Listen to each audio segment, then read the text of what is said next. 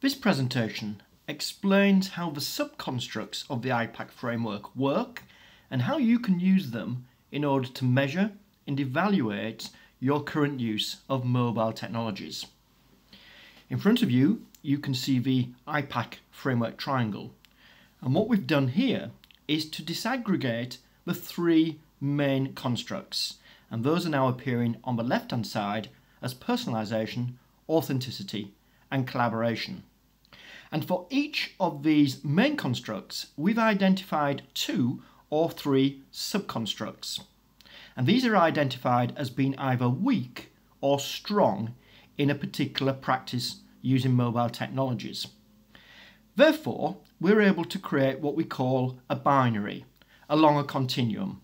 And so, for example, in the case of agency, which describes how students have choice and freedom to use their mobile device, we can see that there will be 2 binaries. At the weaker end, we call this external, because at the weaker end it means the student has limited or no choice over how they use their mobile device.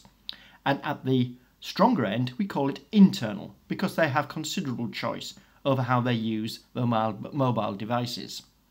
Now we can do this for each of the other subconstructs. So here we're seeing customization with its 2 binaries.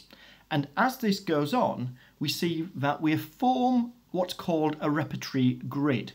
And this repertory grid allows us to come to some quantitative judgments about how mobile learning is being used.